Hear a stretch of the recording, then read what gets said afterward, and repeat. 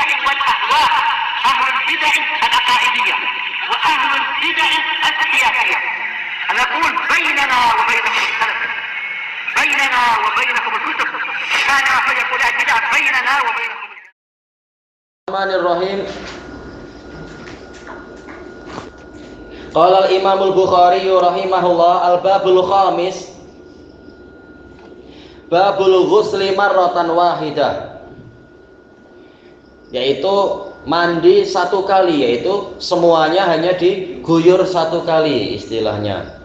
Yang diinginkan oleh Imam Al-Bukhari di sini adalah yaitu menjelaskan bahwasanya mencedok sebanyak 3 kali, mengguyurkan air 3 kali ini mustahab. Yang wajib hanyalah 1 kali. Jadi kalau hanya 1 kali sudah cukup. Makanya kalau kita berenang di sungai atau di lautan atau mungkin terjun di kolam renang itu sudah sah. Yang penting al-isti'ab, yaitu semua air memang meliputi, airnya meliputi seluruh anggota badan semuanya.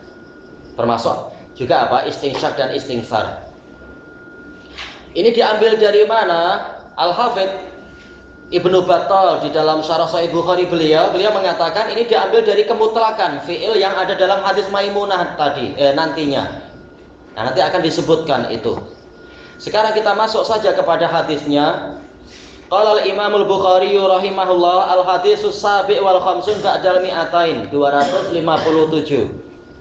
Hadatsana Musa bin Ismail, kalau dalam riwayat lain Musa semata, tidak ada tambahan apa-apa. Qala hadatsana Abdul Wahid anil A'mash an Salim bin Abil Ja'd an Quraib an Ibni Abbas radhiyallahu anhuma qalat Maimunah radhiyallahu anha wada'tu lin nabiyyi sallallahu alaihi wasallam ma'an lil ghusl. Saya meletakkan air untuk Nabi sallallahu alaihi wasallam melakukan mandi. Faghasala yadaihi marrataini aw salasan. Kemudian beliau mencuci kedua tangannya itu 2 kali atau 3 kali. Summa afragha ala shimalih. Setelah itu beliau mencurahkan air kepada tangan kirinya. Faghasala madzakirah. Kemudian mencuci kemaluannya. Summa masahayadahu bil ard. Setelah itu beliau mengusapkan tangannya ke tanah, tangan kirinya tadi, untuk membersihkan. Summa matmadha wastansyaqa. Setelah itu beliau matmadha, yaitu berkumur-kumur dan menghirup air ke hidung dengan hidung. Wa ghassala wajhahu wa yadayhi. Mencuci wajahnya dan kedua tangannya. Summa afadha ala jasadih. Setelah itu beliau mencurahkan air ke jasadnya.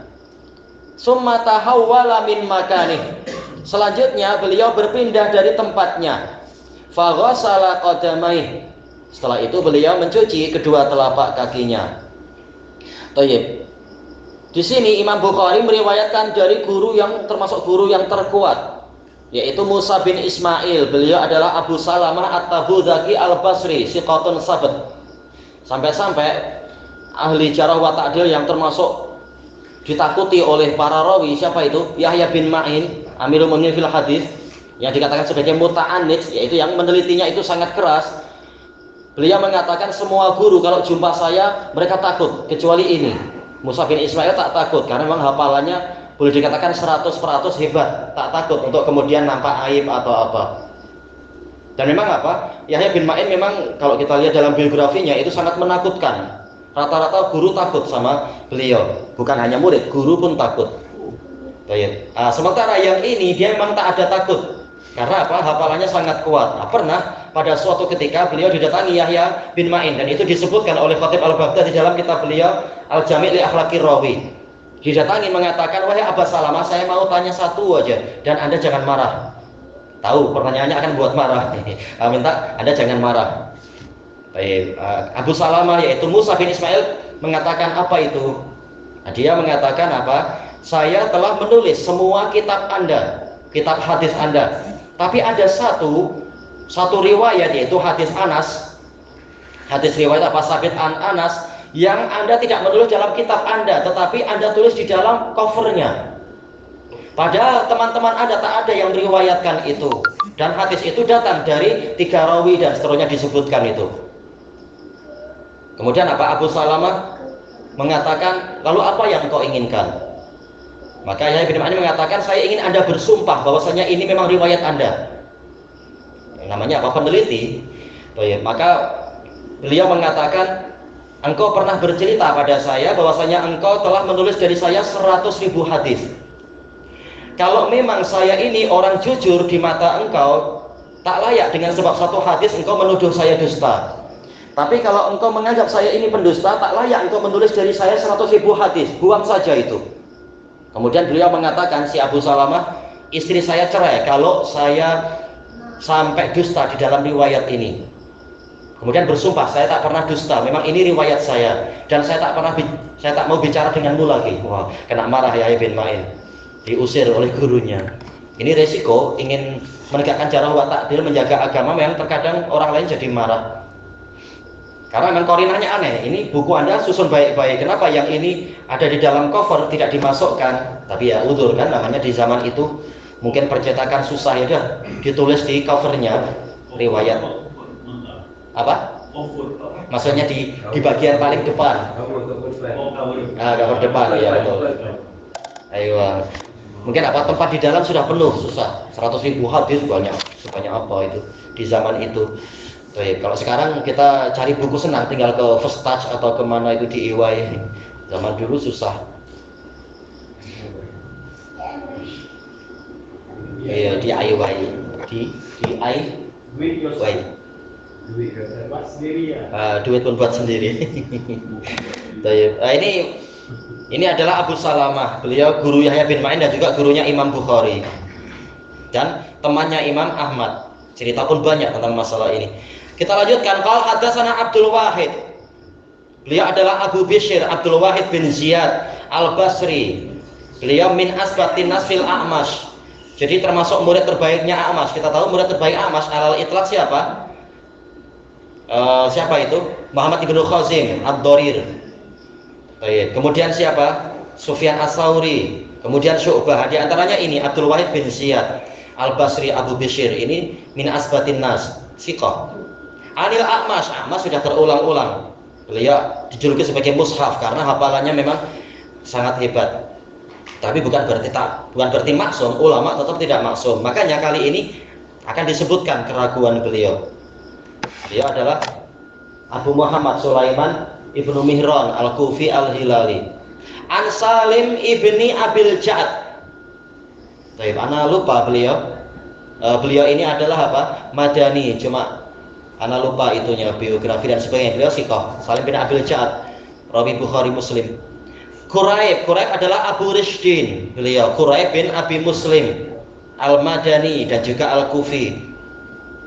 Beliau siqah, faqih dari kalangan tabi'in. Salim bin Abil Ja'ad juga dari kalangan tabi'in.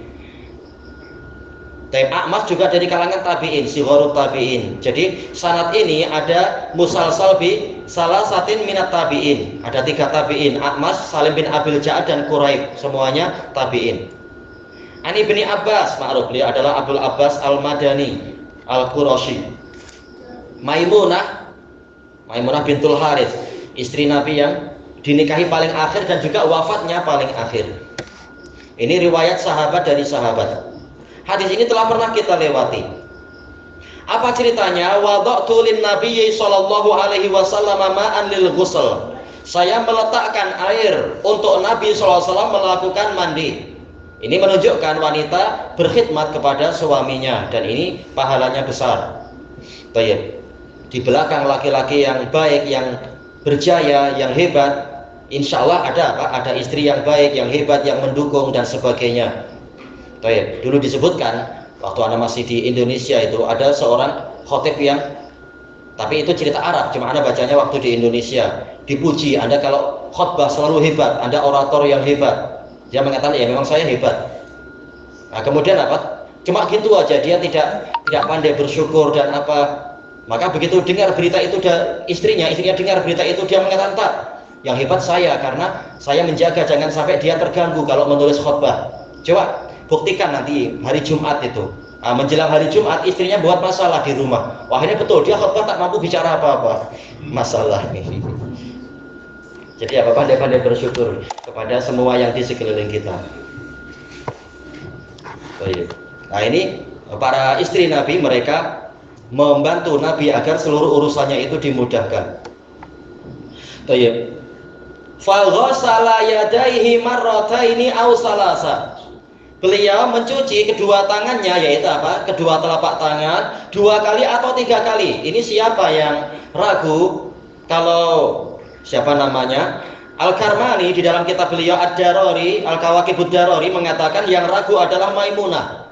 Tetapi dibantah oleh para a'imah. Tak, Maimunah tak ragu, dia sudah biasa lihat cara mandinya Nabi. Tetapi riwayat-riwayat yang ada, dan nanti kita lewati kalau umur kita panjang, ada riwayat yang lebih jelas bahwasanya yang ragu adalah Al-A'mash. Sebagaimana itu yang dirajihkan oleh Al-Hafidz Ibnu Rajab Al-Hambali di dalam Fathul Bari beliau.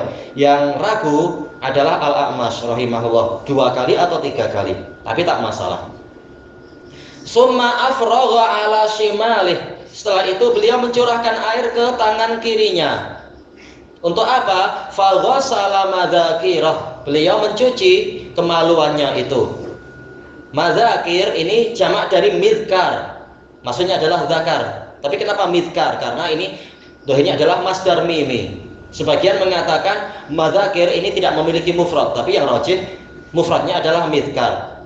Cuma kenapa dia dijamak? Bukankah disebutkan dalam syarah, bukankah setiap manusia punya satu aja, kenapa jamak? Itu dibahas. Maka sebagian mengatakan ini dijamakkan karena seringnya dia itu dicuci, makanya didatangkan dengan pola jamak, sering dimandikan. Baik. Makanya didatangkan dengan pola jamak, walaupun dia satu aja.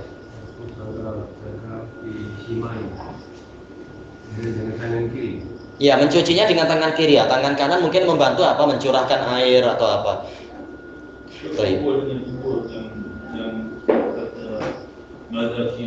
Kenapa? Dia asalnya dari zakar. Zakar itu yang depan. Iya, yang depan. Nah, yang lain gimana? Disesuaikan, kalau memang perlu dicuci. Karena asalnya ini kalau kita kita kumpulkan riwayatnya, ini mandi janabah. Biasanya yang apa itu istilahnya kotor yang depan. Baik, summa masaha yadahu bil ard. Setelah itu beliau mengusapkan tangannya ke tanah. Dalam riwayat yang lain dengan keras, digosok dengan agak keras. Tapi ya jangan sampai terluka. Kenapa di zaman itu cari sabun mandi susah kan? Sabun mandi Lux atau sabun mandi Gif atau apa yang sekarang Lifebuoy susah zaman itu. Baik. Jadi Rasulullah SAW menggosokkan tangan ke tanah. Mungkin apa itu waktu itu kehabisan sabun. Di zaman sana sudah ada sabun istilahnya dari Shannan, dari apa istilahnya Asnan ya, Asnan. Tapi mungkin waktu itu punya beliau habis atau apa. Jadi gosok-gosokkan ke tanah karena tanah juga bersifat mutahhir, menyucikan. Summa matmat. Setelah itu beliau berkumur-kumur tentunya dengan air yang baru. Wastansyak, dan melakukan istinsyak. Wa ghassala wajhahu wa yadayhi, mencuci wajah dan kedua tangannya. Disebutkan oleh Al-Hafidz Ibnu Rajab, ini menunjukkan disunnahkannya apa itu? Berwudu, bukan hanya mandi biasa tetapi ada wudu sebelum mencuci seluruh anggota badan, dan ini telah kita lewati semuanya. Tapi kenapa kaki tidak disebut? Ya karena hadis Maimunah akan menunjukkan kaki itu paling akhir nanti. Summa afadha ala jasadih. Setelah itu beliau mencurahkan air ke badannya. Berapa kali? Nah, kemutlakan lafaz ini menunjukkan sekali itu sudah cukup. Karena asal dari fi'il itu menunjukkan 1 kali. Makanya seperti firman Allah Ta'ala, wa aqimus shalah. Yaitu tegakkanlah sholat. Berapa kali kita sholat? Dalam setiap kali ada panggilan cukup 1 kali. Sholat duhur tak perlu 2 kali dalam 1 duhur. Cukup 1 kali. Demikian pula wa atuz zakah, bayarkanlah zakat. Perlu berapa kali kita membayar zakat? Dalam 1 masa cukup 1 kali. Tak perlu 2 kali, 3 kali.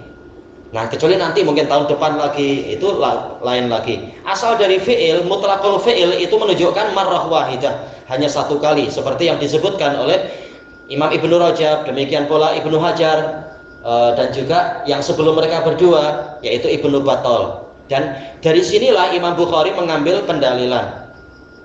Hanya saja dibahas sangat panjang oleh Al-Hafidz Ibnu Rajab di dalam Fathul Bari beliau. Sebagian orang berbicara dengan sinis. Istilahnya apa? Tak perlu syarah-syarah yang lain. Syarah Ibnu Hajar sudah cukup. Kita katakan memang dia sangat bagus, tetapi alangkah baiknya kalau kita juga memperluas wawasan. Kita lihat syarah Imam Muslim, syarah Imam Nawawi seperti apa, syarah Imam Ibnu Rajab, Fathul Bari beliau seperti apa. Tambahan-tambahan penting juga didapatkan dari Imam Ibnu Hubairah. Juga tambahan yang sangat penting, syarah Sahih Bukhari ditulis oleh Qawamus Sunnah Imam Abdul Qasim Al-Asbahani dan seterusnya. Dan untuk itulah kita belajar dan mengajar ikhwah, bukan hanya taklid pada satu orang, taklid pada Ibnu Hajar, tapi ambil faidah dari para penulis pensyarah-pensyarah yang lain. Itu sangat penting. Baik. Nah, Ibnu Rajab Al-Hambali membahas ilal dengan sangat panjang lebar, masing-masing hadis dan syarah yang di dalamnya ada hadisnya itu. Baik. Termasuk dalam pembahasan ini, yaitu Imam Bukhari mengambil dohir dari riwayat ini bahwasanya Nabi hanya mencurahkan air 1 kali, dan itu memang sudah sah, tak masalah. Tapi kalau riwayat dikumpulkan, ternyata riwayat yang lain, hadis Maimunah, itu menunjukkan Nabi juga terkadang mencurahkan air 2 kali atau 3 kali, dan itu semuanya betul. Menunjukkan apa? Ya tak mungkin Maimunah hanya lihat Nabi mandi 1 kali seumur hidup, jelas sering. Jadi boleh jadi terkadang Nabi memang hanya mengguyurkan air 1 kali, terkadang lebih dari itu.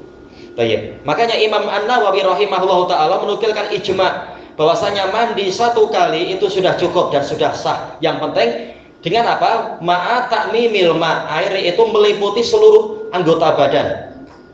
Adapun 2 kali atau 3 kali, mencurahkan 2-3 kali itu adalah apa? Mustahab. Baik. Boleh nggak kita mencurahkan air sampai 7 kali? Karena apa? Di sebagian riwayat itu Ibnu Abbas mandi sampai 7 kali. Tapi apa? Tatkala riwayatnya dibahas oleh Al-Hafidz Ibnu Rajab dengan panjang lebar dengan ilah penyakit-penyakitnya, ternyata riwayat itu kalau dikumpulkan menunjukkan bukannya beliau mandi sebanyak 7 kali, tetapi mencuci kemaluannya yang 7 kali. Boleh jadi agak apa itu mungkin agak melekit atau apa dan sebagainya. Jadi bukan mutlaknya mandi, tapi mencuci kemaluannya itu.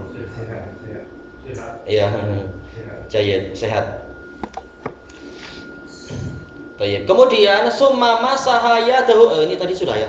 Summa tahawwala min makani. Setelah itu beliau berpindah dari tempatnya.